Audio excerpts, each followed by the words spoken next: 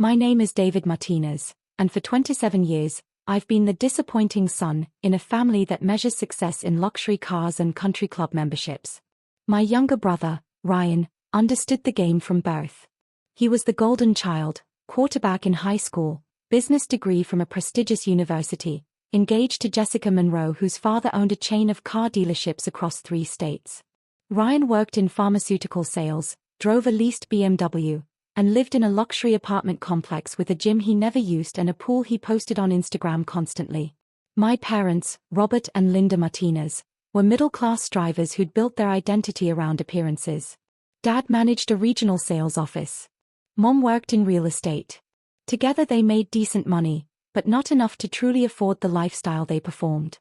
They drove leased luxury cars, took cruises they financed with credit cards, and attended charity events where they'd bought the cheapest tickets but dressed like major donors. Ryan fit perfectly into their world. I didn't. After college, I took a job at a small tech startup in the city. The salary was modest, $65,000 a year, but I received equity, 3.2% of the company. My parents were horrified. Stock options. Dad said when I told them, "David, that's not real money.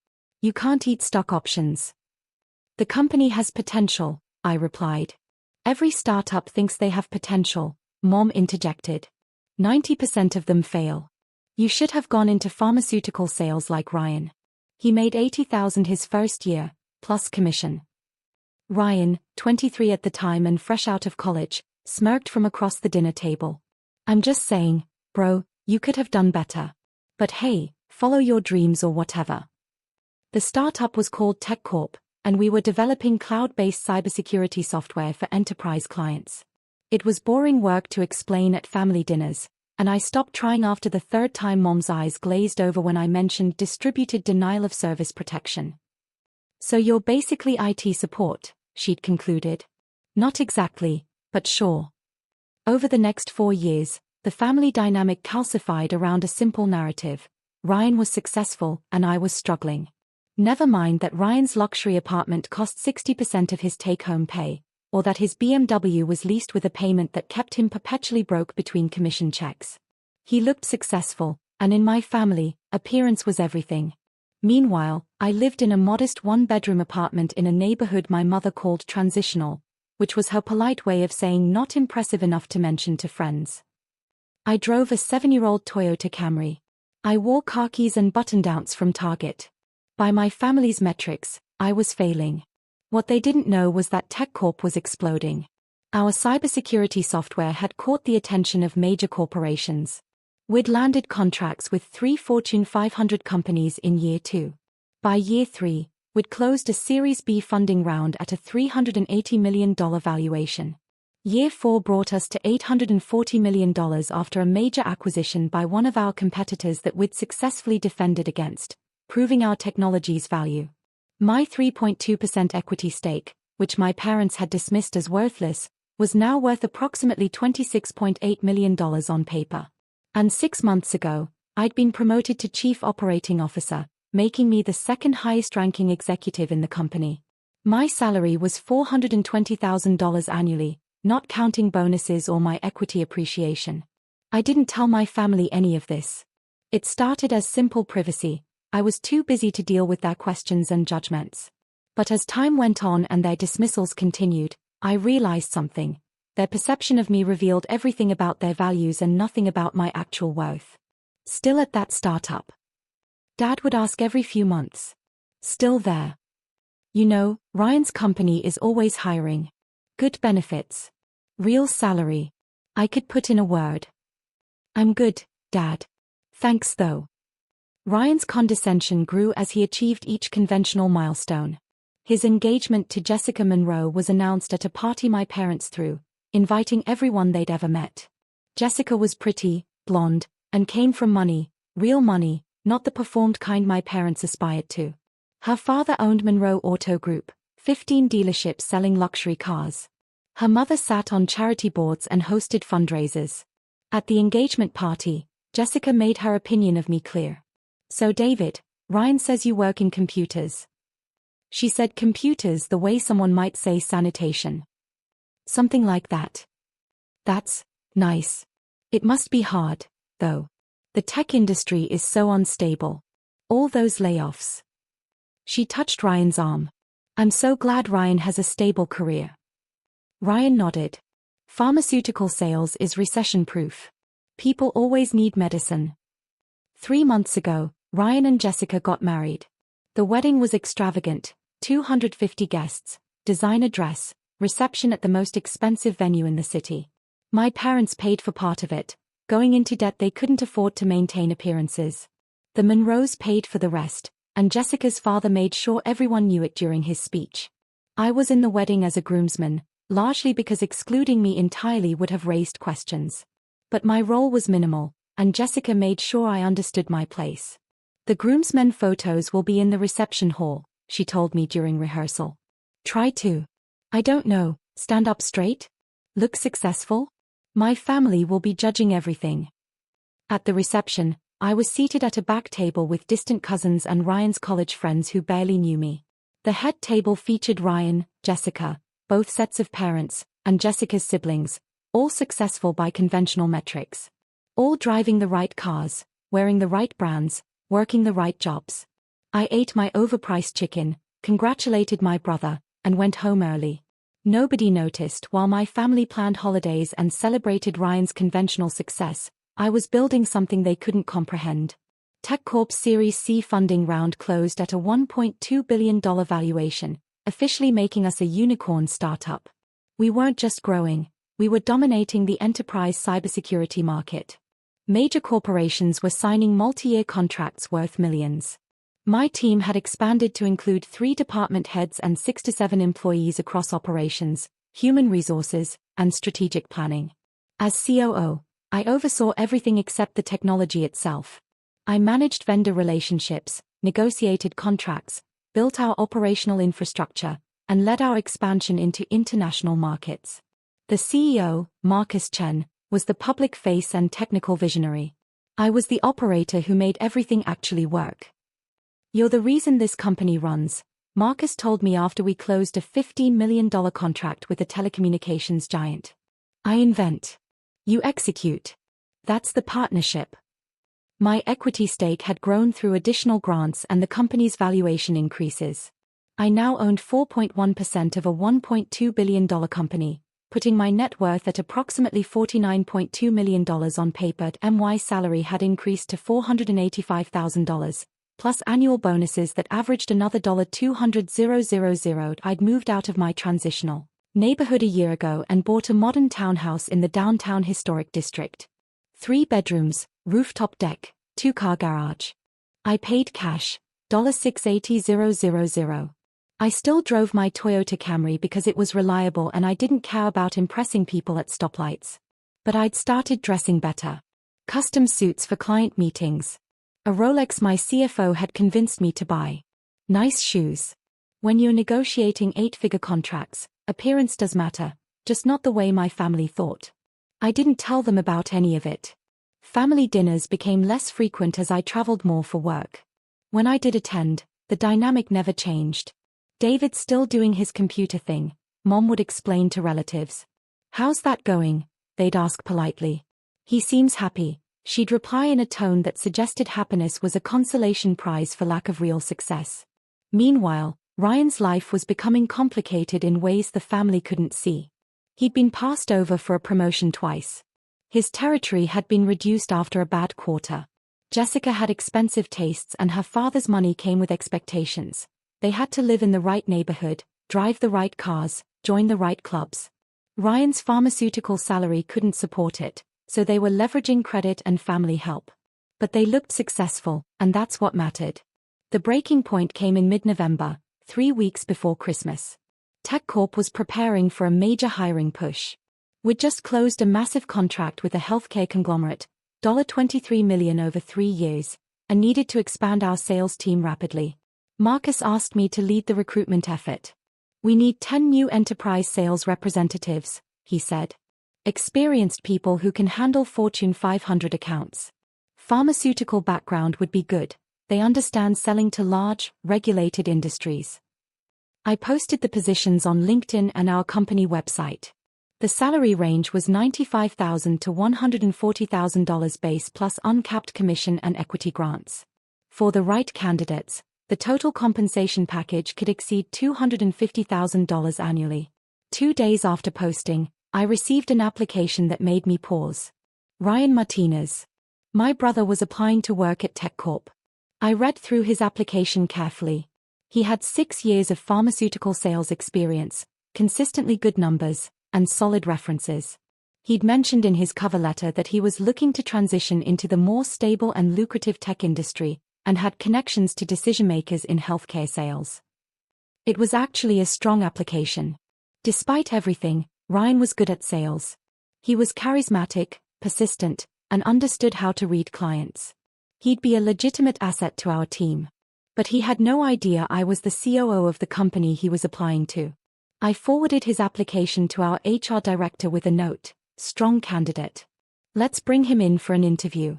I'll sit in on the final round. The HR director knew Ryan was my brother. She'd done background checks on all executives and their families for security purposes. She looked at me carefully when I made the request. "Are you sure?" she asked. "I'm sure. If he's qualified, he deserves a fair shot. But I want to be in the room when he realizes who I am." She smiled slightly. "Understood." The text message arrived on a Wednesday evening while I was reviewing Q4 projections in my home office. "Ryan, hey bro, about Christmas at Mom and Dad's."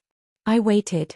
The ellipsis appeared and disappeared several times before the next message came through.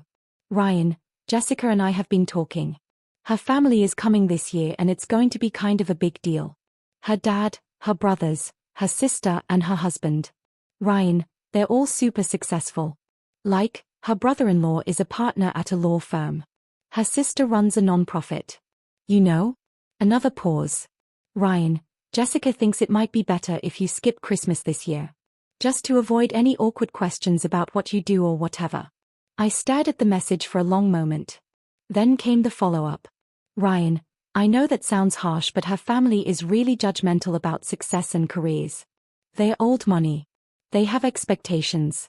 And honestly, having to explain that you work at a startup that might not even exist next year, it would just create uncomfortable conversations. Ryan, Mom and Dad agree. Dad said it might be for the best." I sat back in my Herman Miller office chair, $1,400, ergonomic, the kind of furniture successful people buy, and felt something shift inside me. Not anger. Not even hurt. Just clarity. My brother was uninviting me from Christmas because my poverty might embarrass his wife's wealthy family. I opened the family group chat and saw that Dad had indeed replied to Ryan's message. "Dad, Ryan's right. It might be easier this way. David, you understand. Mom, we can do something with you another time, sweetie. After the holidays." I typed a single word: understood. Then I opened my email and checked the interview schedule our HR director had sent me. Ryan's first round interview was scheduled for Friday, 2 days away. If he passed, his final round interview with the executive team would be the following Monday. 3 days after Christmas. But Ryan didn't need to wait that long for the truth. I called our HR director from my home office. "Diane, it's David. Ryan Martinez's interview on Friday. Can we move it to Monday instead? I want to be available for his first round, not just the final." "You want to be in his initial interview?" She sounded surprised. "I do. Let's make it the full executive panel from the start. Me, Marcus, and the VP of Sales. Let's see what he's really made of." "David, are you?" "I'm sure. Schedule it for Monday, 10 a.m. Tell him he's being fast-tracked due to his strong application. Make it sound prestigious." She paused, then said quietly, "This is going to be quite a Christmas present. It's the gift of truth, Diane. Everyone deserves that." I spent the weekend working, as I often did. TechCorp's growth meant constant demands, client calls, contract reviews, strategic planning sessions. But I also spent time preparing for Monday's interview. I reviewed Ryan's application thoroughly. Despite my personal feelings, I had a responsibility to the company to conduct a fair assessment. If Ryan was genuinely qualified, he deserved the job. If he wasn't, he deserved an honest evaluation. His sales numbers were solid. 6 years of consistent performance in a competitive industry. His references, when I checked them through back channels, were genuinely good. One former manager called him one of the best relationship builders I've supervised. Ryan was actually a good candidate. That made everything more complicated. Sunday afternoon, Mom called. "David, honey, I wanted to check in. You seemed so understanding about Christmas." I said I understood. "I know this must be disappointing. But you have to see it from Jessica's perspective. Her family has certain expectations. They own a very successful business. They're used to being around successful people." "I understand, Mom. Ryan just wants to make a good impression. This marriage is important to him. Jessica's father has already offered him a management position at one of the dealerships if pharmaceutical sales doesn't work out. That's good for Ryan." "It is. See, this is why he needs to be strategic about these things. The right connections matter. The right family matters." "You're right, Mom. Connections are everything." "I'm so glad you understand, sweetie. We'll do a nice dinner after the new year, just us. Maybe we can help you update your resume? Dad knows some people in pharmaceutical sales. It's not too late for you to have a real career." "Thanks, Mom. I'll think about it." After I hung up, I sat on my rooftop deck watching the city lights. My townhouse was in one of the most desirable neighborhoods in the city. From here, I could see the financial district, the river, and the gleaming tower where TechCorp's offices occupied floors 38 through 41. Tomorrow, Ryan would walk into that building for his interview. He'd take the elevator to the 40th floor.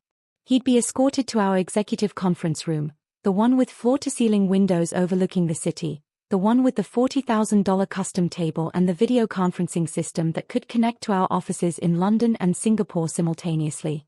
And he'd see me sitting at the head of that table. I wasn't doing this for revenge.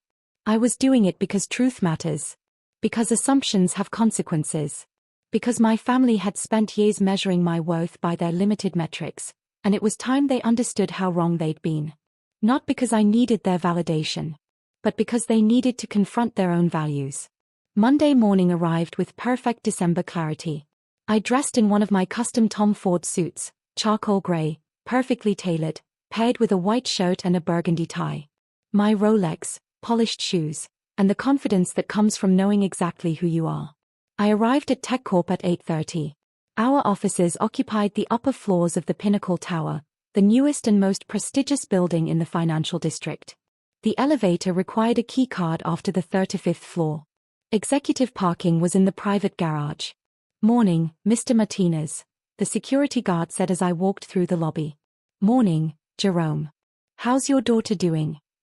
Started at State University last week. She's loving it. Thank you again for the scholarship recommendation letter. She earned it. Let me know if she needs anything." I took the executive elevator to 40, walked through our reception area with its commissioned art and our company logo in brushed aluminum, and headed to my corner office. Floor-to-ceiling windows on 2 sides. Sitting area with designer furniture. Private conference room attached. At 9:45, Diane called me. "Ryan Martinez is here. He arrived early. Should I bring him up?" "Give him the full tour first. Show him the engineering floor, the sales bullpen, the executive amenities. Let him see what he's interviewing for." "Will do. See you at 10.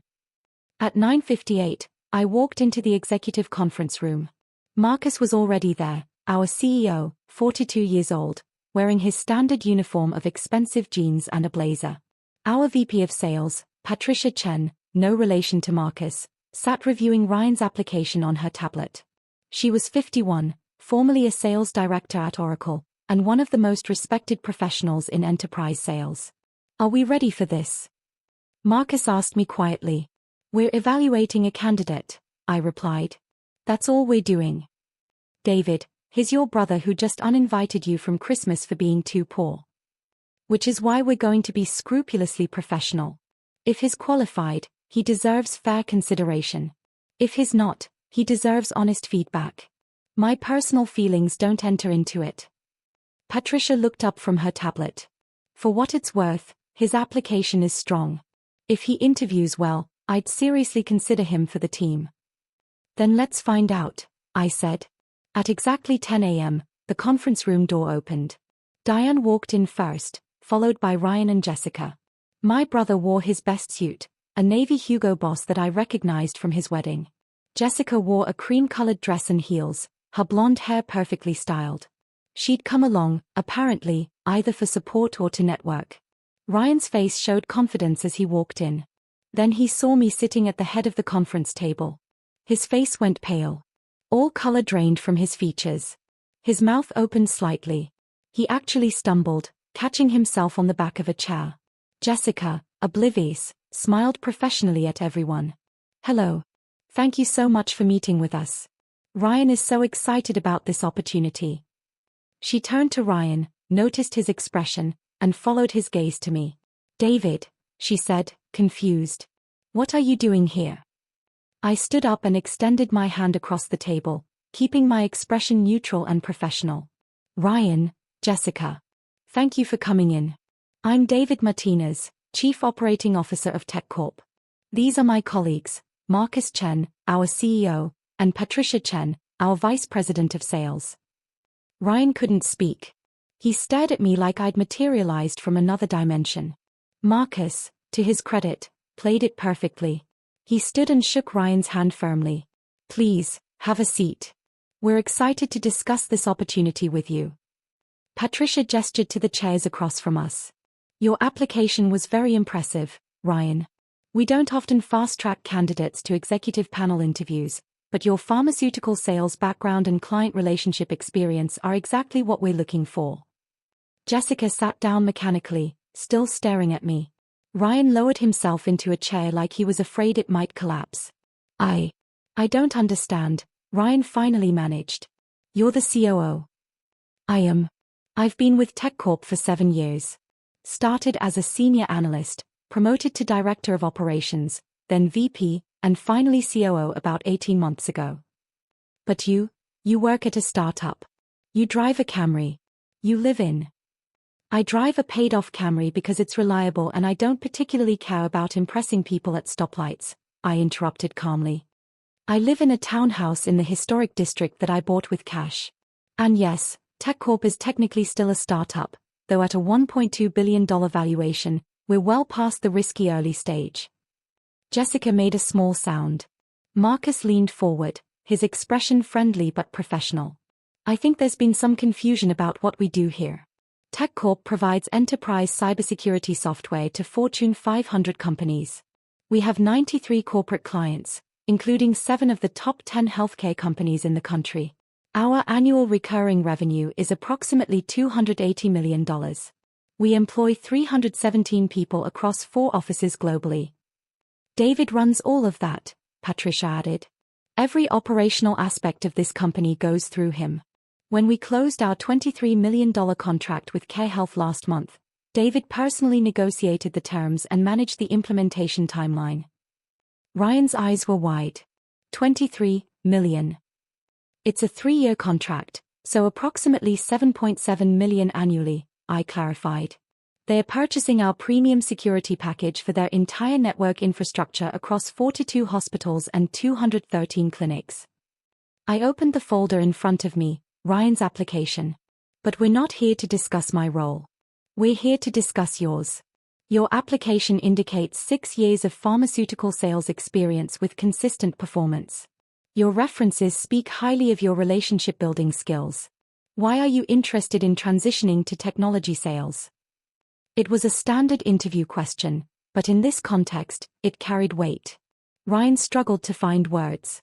The tech industry seems more stable. More growth potential. Interesting, Patricia said, making a note. Because pharmaceutical sales is typically considered extremely stable. Can you elaborate on why you perceive tech as more stable? Jessica found her voice. Ryan has been telling me that his current industry is facing challenges. Increased regulations, pricing pressures. He wants to position himself somewhere with more long-term opportunity. That's strategic thinking, Marcus acknowledged. The enterprise software sector is indeed growing rapidly. Our industry is projected to expand by 23% over the next 3 years. David, What's your assessment of the sales role requirements? He was putting me in charge of the interview, making sure Ryan understood exactly who held the power here. Enterprise sales at TechCorp requires several key competencies, I said, looking directly at my brother. First, the ability to understand and articulate complex technical solutions. Our clients are making multi-million-dollar decisions. They need sales representatives who can explain not just what our software does, but why our specific approach to distributed network security is superior to our competitors. Ryan nodded, trying to regain his composure. Second, I continued, the ability to navigate corporate hierarchies and build relationships with C-suite executives. You'd be selling to CTOs, CIOs, and CEOs of major corporations. People with significant technical knowledge and very high expectations. I've sold to hospital administrators and insurance executives, Ryan said, his voice steadier now. I understand high-stakes sales. That's valuable experience, Patricia acknowledged. But David makes a good point about technical knowledge. How comfortable are you with cybersecurity concepts? Have you dealt with enterprise software before? I learn quickly, Ryan replied. And I've always been good at understanding what clients need and positioning solutions accordingly. It was actually a decent answer. Despite the shock of the situation, Ryan was recovering. His sales skills were kicking in. We continued the interview for another 40 minutes. I asked about his sales methodology, his approach to long sales cycles, his experience with contract negotiations. Patricia pressed him on territory management and quota achievement. Marcus asked strategic questions about market positioning and competitive differentiation. Ryan answered well. Not perfectly, but competently. He was a genuine sales professional, and it showed. Jessica sat quietly, her expression cycling between shock and calculation. I could see her mind working, recalibrating everything she thought she knew about me, about my family, about what this meant for her and Ryan. Finally, Patricia closed her notebook. Ryan, thank you for your time today. You've given us a lot to consider. David, do you have any final questions? This was my moment. I could humble him. I could ask pointed questions about judgment and assumptions. I could make him squirm. Instead, I chose truth. Just one question, I said, looking at Ryan directly. Why didn't you tell me you were applying here? The conference room went silent. Ryan's face flushed. I didn't know you worked here. That's my point. You didn't know where I worked. You didn't know what I did. You didn't know anything about my actual life or career. You just assumed I was unsuccessful because I didn't perform success the way you understood it. David. Ryan started. I'm not angry, I interrupted. I'm making an observation. You built an entire narrative about my life based on external markers. My car, my clothes, the fact that I didn't brag about my job. You assumed poverty. You assumed failure. You assumed I'd embarrass your wife's family. Jessica's face went red. And based on those assumptions, I continued calmly, you uninvited me from Christmas. Your text said my poverty would make her family uncomfortable. Dad agreed it was for the best. Neither of you asked about my actual financial situation or career trajectory. You just assumed. Marcus and Patricia sat quietly, letting me speak. So my question is this. If you couldn't accurately assess your own brother's situation despite having known me for 27 years, how will you assess the needs and circumstances of clients you've just met? How will you avoid making assumptions about what they need, what they can afford, or what problems they're trying to solve? It was a legitimate business question wrapped in a personal confrontation. Ryan knew it. Everyone in the room knew it. Ryan struggled. I made a mistake. About you. About everything. Yes, you did. But that's not necessarily disqualifying for this job. Everyone makes mistakes. The question is whether you learn from them.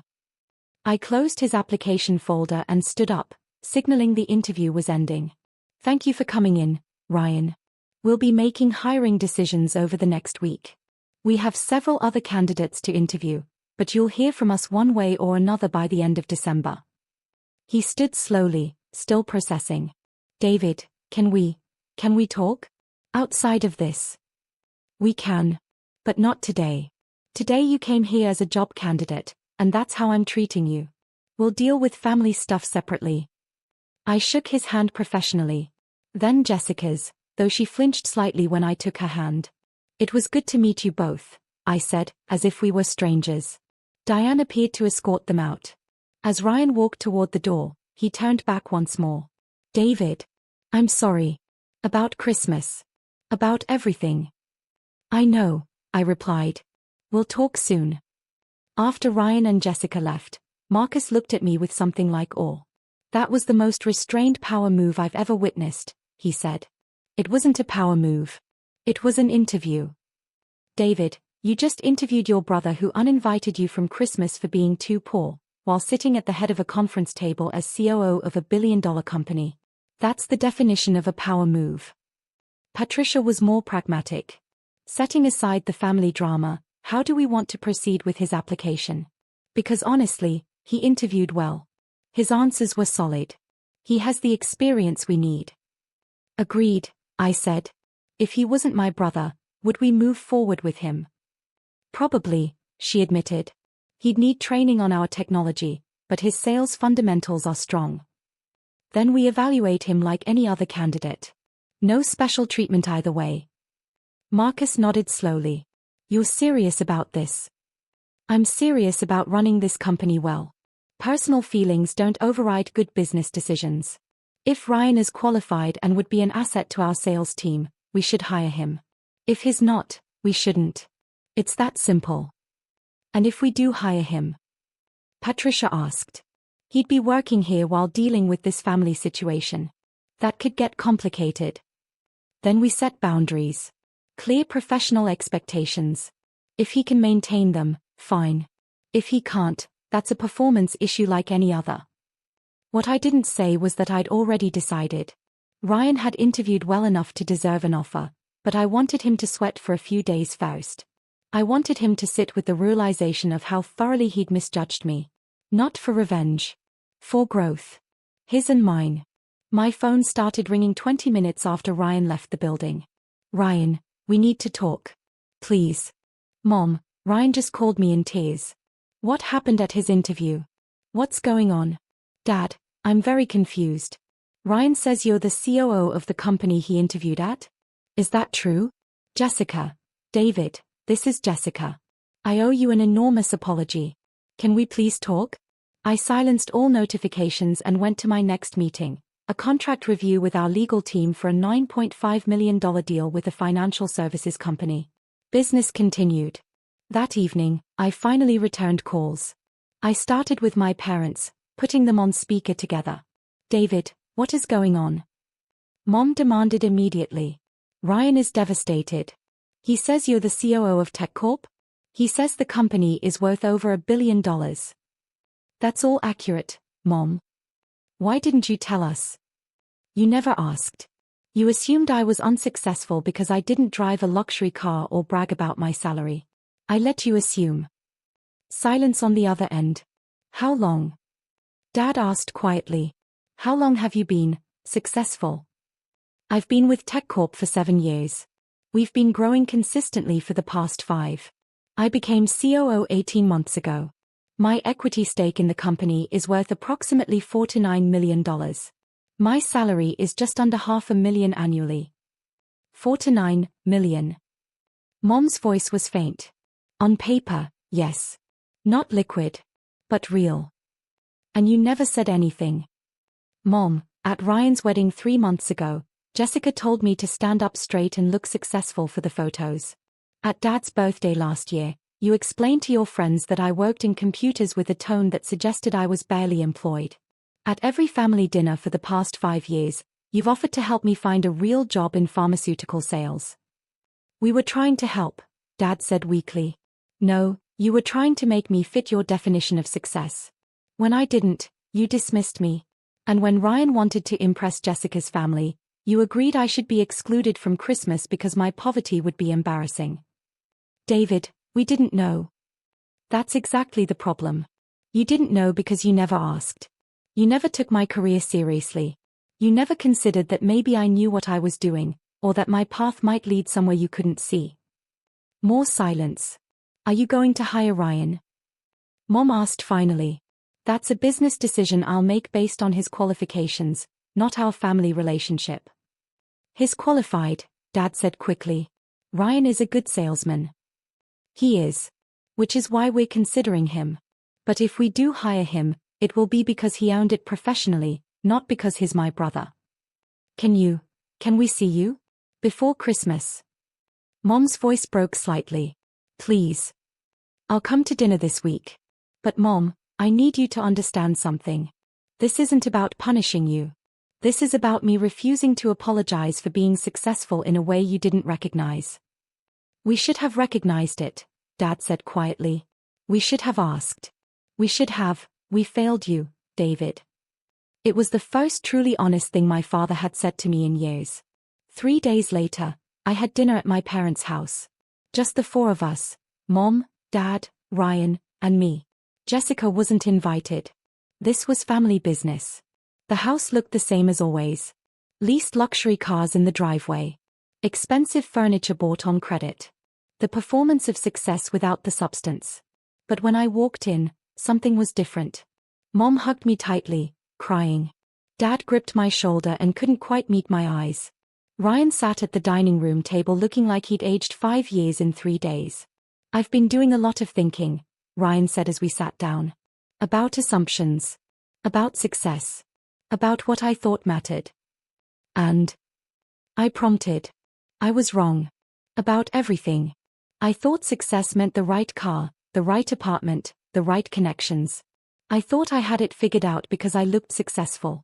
Meanwhile, you were actually building something real, and I couldn't even see it. To be fair, I replied, I didn't help you see it. I deliberately kept it private. But why? Mom asked. Why wouldn't you tell us? At first, because I was busy and it didn't seem important. But later? Because your assumptions revealed something true about your values. You measured worth by appearance. You valued performance over substance. I wanted to see how long it would take you to ask real questions about my life instead of making judgments. That seems almost cruel, Dad said. Maybe. But is it more cruel than uninviting your son from Christmas because he might embarrass the family? Ryan flinched. I regret that text every single day. I've read it probably 100 times, trying to figure out what I was thinking. You were thinking that Jessica's family's opinion mattered more than mine. That impressing them was more important than including me. That's what you were thinking, and you were wrong. I was, Ryan said quietly. And I don't know how to fix it. We ate in uncomfortable silence for a few minutes. Then Mom set down her fork. I've spent the last 3 days thinking about every interaction we've had with you over the past 5 years, she said. Every dismissive comment. Every time we offered to help you find a real job. Every time we prioritized Ryan's appearance of success over your actual achievements. It wasn't just you, I said. It's society. It's how we're taught to measure success. Ryan chased those metrics because they are visible and validated. I chose a different path. But you were successful, Dad said. More successful than any of us realized. I was. But that's not the point. The point is that my success should never have been a requirement for respect or inclusion. You should have valued me regardless of my net worth or job title. Ryan looked at me directly. Are you going to hire me? Do you want me to? I don't know anymore. Part of me wants the job because it's incredible, great salary, equity, the chance to work at a company that's actually changing its industry. But another part of me thinks maybe I don't deserve it. That I need to figure out who I am outside of sales commissions and impressive job titles. It was the most self-aware thing I'd ever heard my brother say. What does Jessica think? I asked. Ryan's jaw tightened. Jessica is reevaluating a lot of things. Including our marriage. Her family's opinion of the Martinezes has shifted. They are very interested in meeting you. Her father wants to talk about potential business partnerships between Monroe Auto and Tech Corp's corporate fleet management. And Jessica is realizing she married me for the wrong reasons. And I'm realizing I married her for the wrong reasons. We're in counseling. I nodded slowly. For what it's worth, I think that's healthy. Better to figure it out now than 10 years and 2 kids from now. Are you going to take her father's call? Ryan asked. Probably. If there's a legitimate business opportunity, I'll explore it. But not to fix your marriage or impress your in-laws. Only if it makes sense for TechCorp. Mom reached across the table and took my hand. I'm so sorry, David. For all of it. For judging you. For dismissing you. For not seeing you. I forgive you, Mom. But forgiveness doesn't mean everything goes back to how it was. Our relationship has to be rebuilt on different terms. What terms? Dad asked. Honesty. Respect. Asking questions instead of making assumptions. Valuing substance over appearance. Can you do that? They both nodded. Then we start there. 2 weeks later, on Christmas Eve, I had dinner with my parents and Ryan. Jessica was spending the holiday with her family, giving her and Ryan space to figure things out. It wasn't the big family gathering Ryan had planned. The Monroes weren't there to be impressed. There were no performances of success, no carefully curated Instagram photos. Just 4 people eating ham and trying to be honest with each other. I have something for you, I said to Ryan after dinner, handing him an envelope. He opened it carefully. Inside was a formal offer letter from TechCorp. Position, Enterprise Sales Representative. Base salary, $120,000. Commission structure, uncapped, averaging $80,000 to $150,000 annually for top performers. Equity grant, 0.015% of company stock, vesting over 4 years. Ryan stared at the letter. You're hiring me. You interviewed well. Patricia thinks you have strong potential. Marcus agrees. The job is yours if you want it, but with conditions. What conditions? First, we maintain strict professional boundaries at work. You report to Patricia, not to me. Any favoritism or family drama gets addressed immediately. Second, you earn your place on the team through performance, not through our relationship. Third, if this doesn't work out professionally, we separate the family relationship from the work relationship. I can do that, Ryan said. I will do that. Then you start January 15th. Welcome to TechCorp. Ryan looked at the offer letter, then at me. Why? After everything I did, why are you giving me this chance? Because you're qualified. Because I believe in evaluating people fairly. And because despite everything, you're my brother. I can be angry about your choices and still recognize your potential. He started crying. Not dramatic tears, just quiet acknowledgement of the gift he'd been given. I won't let you down, he said. See that you don't. 6 months later, Ryan had proven himself. He'd closed 3 significant contracts, built strong client relationships, and learned our technology inside and out. He worked harder than he'd ever worked in pharmaceutical sales, driven by something more than commission, the need to prove he deserved to be there. His marriage to Jessica didn't survive. They divorced quietly, both acknowledging they'd married for status rather than love. It was painful but ultimately healthy. My relationship with my parents improved slowly. They started asking real questions about my work. They stopped offering unsolicited career advice. They learned to value authenticity over appearance. And I learned something too, that the best power reversal isn't humiliation. It's growth. Ryan didn't need to be destroyed by the revelation of my success. He needed to be challenged by it. Forced to confront his values and his assumptions. Given the opportunity to become someone better. That Christmas Eve dinner, quiet, honest, stripped of performance, was more valuable than any dramatic confrontation could have been. Because real success isn't about proving others wrong. It's about building something meaningful and having the confidence to let your work speak for itself. The rest is just noise. And in the silence of genuine achievement, I'd finally found peace.